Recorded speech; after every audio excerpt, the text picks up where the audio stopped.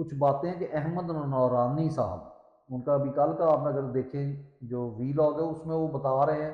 کہ عمران خان کی سیاست اور نواز شریف اور دوسروں کی سیاست کے بارے میں، اور ان کا کمپیریزن کرتے ہوئے وہ کہ باتیں آپ کو لگیں گی ٹھیک ہیں،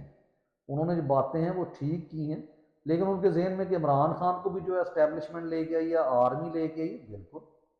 لیکن سر آپ نے اس کے تناظر میں جانا ہوگا کہ وہ لے کر تو آئی ہے لیکن ان کی مجبوری تھی کہ ایک پاپولر پارٹی تھی،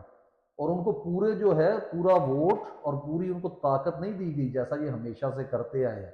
لیکن ان کی کیلکولیشن غلط تھی کیونکہ وہ سمجھتے تھے کہ شاید یہ کوکین کا نشہ کرتے ہیں، شاید یہ ٹوٹ جائیں گے، شاید یہ ہمارے مفاد کے لیے، جیسے بھٹو نے ہمارے مطابق جو ہے بیانات جاری کرنا شروع کر دیے تھے، جہاں تک کہہ دیا تھا کہ جو آمریت ہے وہ جمہوریت سے بہتر بھی ہے، تو یہاں پہ جو لوگ ان کو ملے ہیں وہ سچ بولنے والے لوگ ہیں، ان کو آپ الٹا لٹکا دیں، ان پہ تشدد کر دیں، ان کو جان سے مار دیں، لیکن وہ